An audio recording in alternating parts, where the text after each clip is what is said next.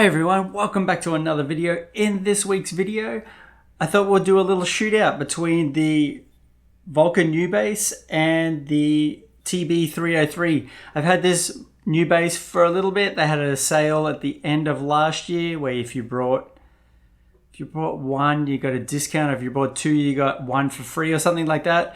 And I have a few of them already, so I thought I would just complete out the collection and picked up the Nubass, the modular, and one other one, and the drum that I did a video about. So I'm always interested to see if we can get, maybe not get the exact 303 sound, but really usable sounds from what some people would consider toys or just like little bits for your studio that you don't really use. But I'm always really interested in getting the most out of these little pieces and blowing people's minds when you say, hey, yeah, that bass came from this little box or that little box or whatnot. So let's get into it. I've got 4 acid lines that I've written, and we can kind of A-B between the two of them. And we can also see what it's doing in terms of the oscillator types and whatnot. So if we come along to the 303, got it pretty filtered down for now. And then let's open that decay up. You can see there, no resonance. And that is for the square. And that's for the saw. You can hear there's a lot more going on. Obviously with the saw, it has a lot more bite to it. And the square is like a little bit more farty sort of sound. So let's cruise over to the Nubass. Bring down the resonance.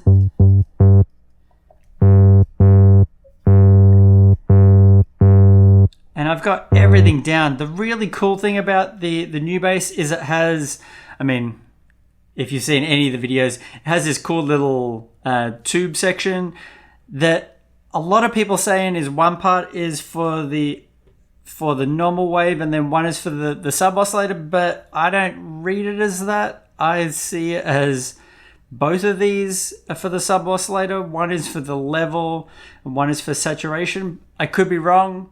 If I'm wrong, just let me know, but I had a read of the manual and whatnot, and that's what I saw. So you can hear it's a lot more rounded than the square. Oh, sorry, this is the triangle, I guess maybe saw. I think it's a triangle, and this is the square. There's a little bit more to it, but... And then if we, the one thing that I found that with the Nubass is if you turn up the tone,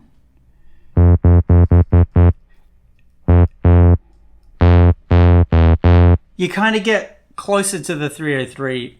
It just feels a little bit like, even though that filter's all the way open and the resonance is all the way down, without the tone, it still feels filtered to me for some reason. If I go over to the 303 again, I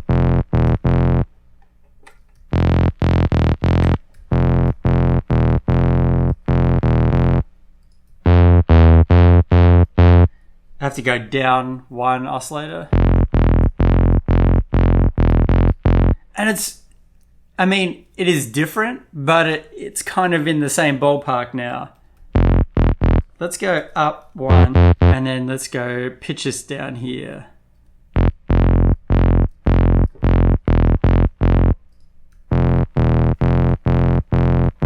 And without that tone on there,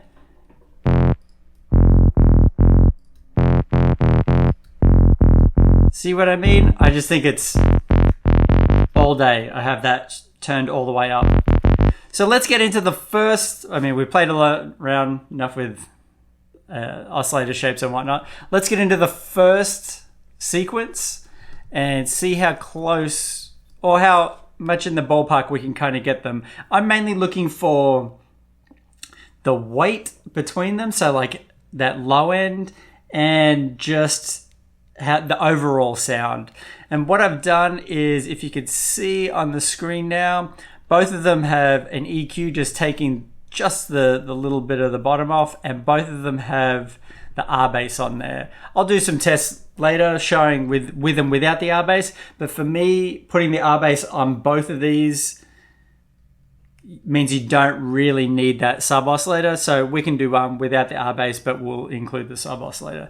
So let's start off with the 303, and I've tried to write 4 different acid lines, so each has a little bit of a different flavor. We can sort of explore the sounds a little bit more. So the first one,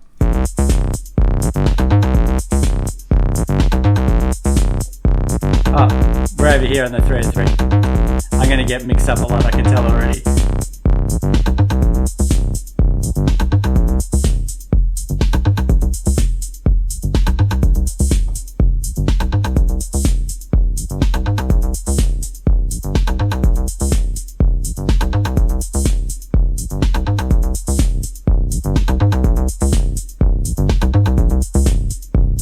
I usually like the resonance around that 9 o'clock range. If I go too much further, it just kind of gets washed out with that bass.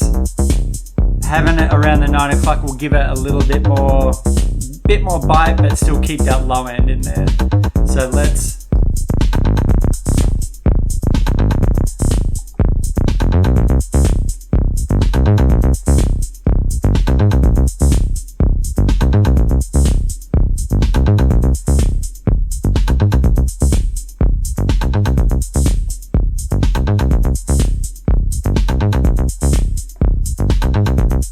back to the 303.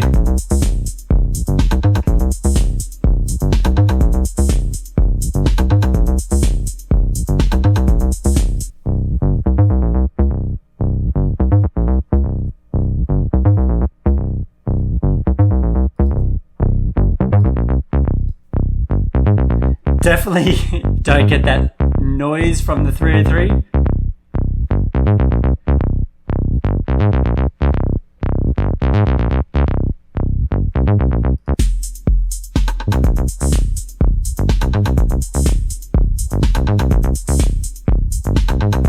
And I've got the envelope amount of full.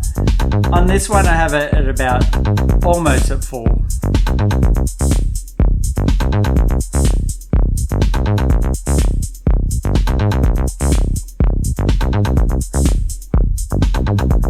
Get it nice and that resonance going nice. And back to the 303.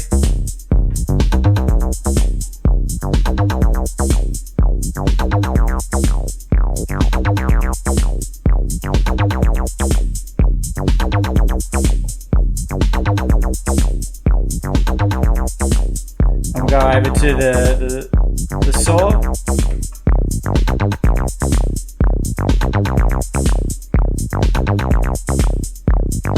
Let's check out the Nubass again.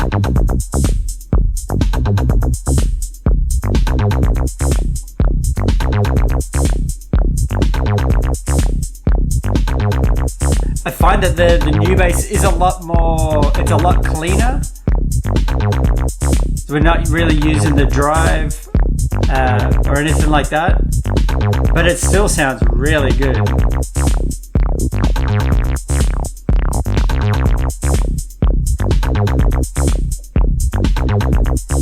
I think that's about it for that one. Let's go on to the next one and we'll see how that sounds there.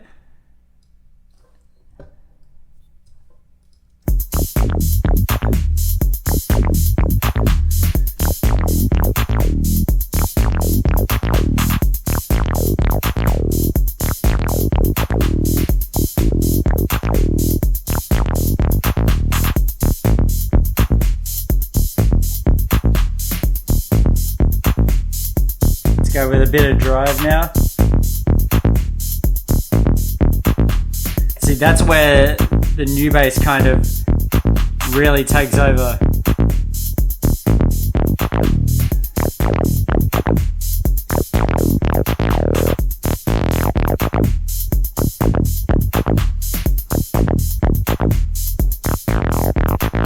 increase the decay a little bit.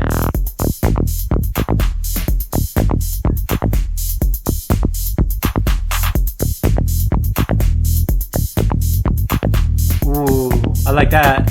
Just kind of sitting in a little attack on there, but still keep it super subby there. Cross over to the other oscillator.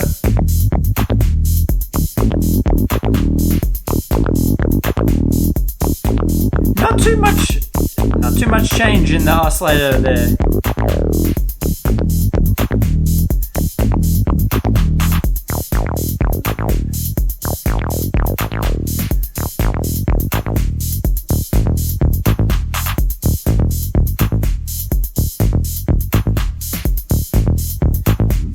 Open up that resonance a little bit.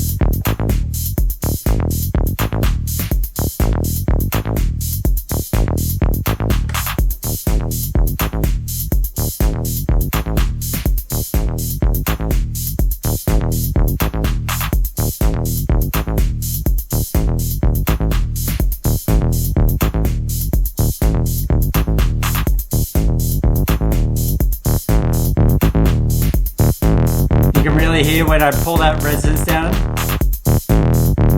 that bass gets too much.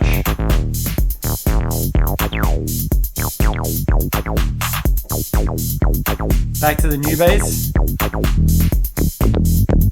Honestly, for this bass line, I like the new bass better.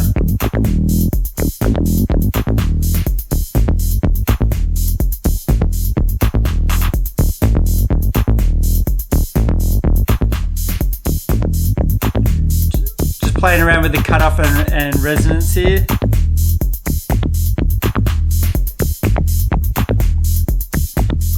Let's take the R bass off, and then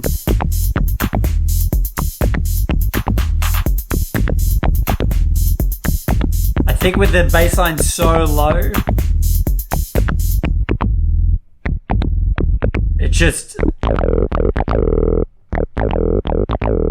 too much for it to have another oscillator 1 octave lower, so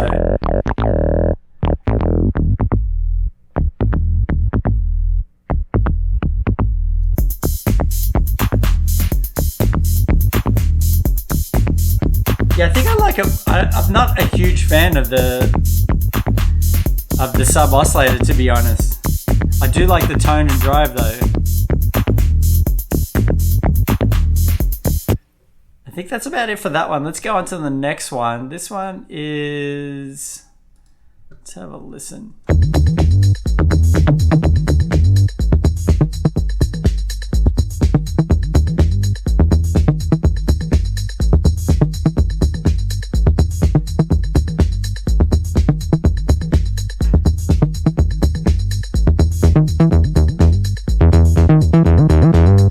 Let's get that decay going again.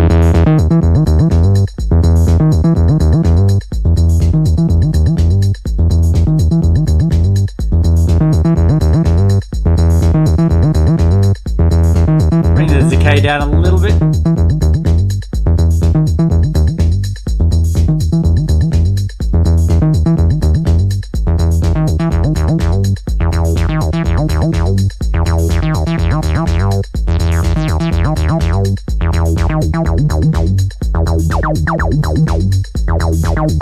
Bring out the drive. Not really feeling super good there.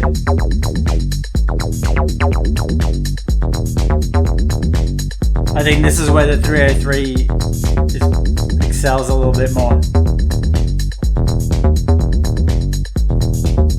With those slides.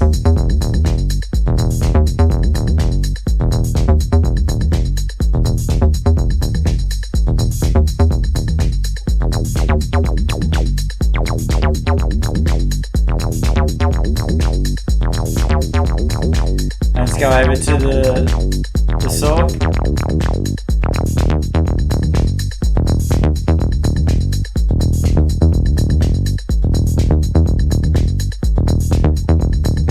Sharpen up the envelope a little bit more.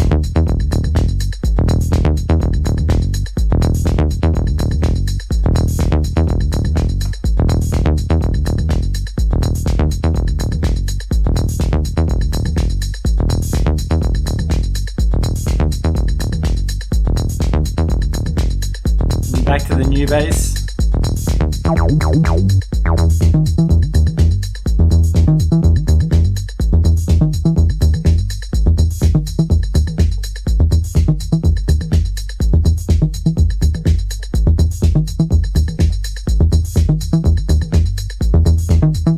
Yeah, it just doesn't really fit in there too much for me. It's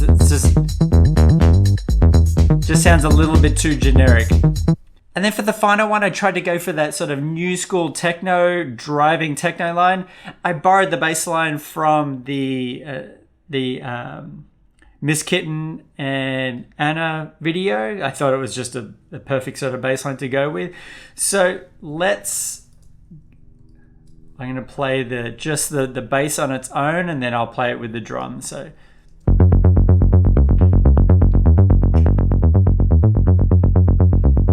want it nice.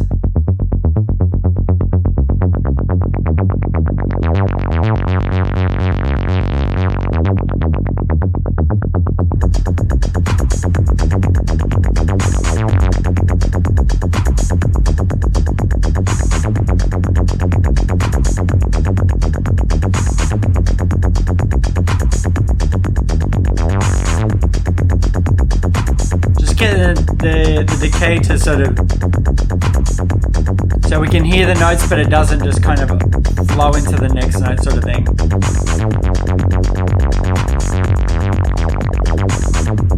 This is where the drive really works well on this.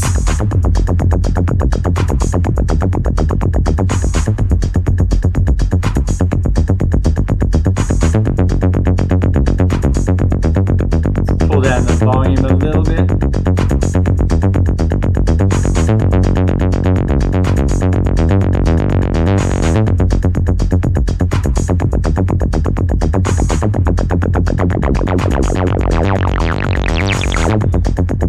I think that crushes that one. Let's listen for the 303.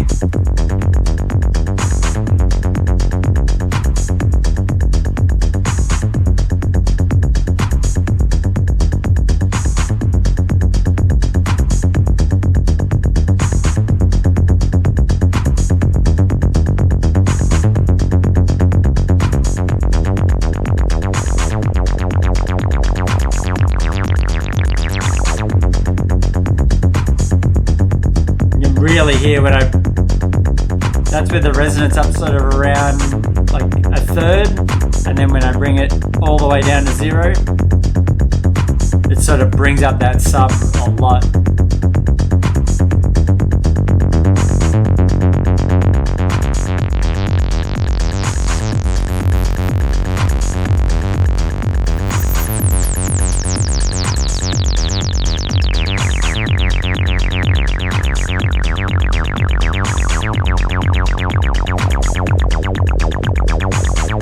That's where I like it right there, sort of with that bubbly acid.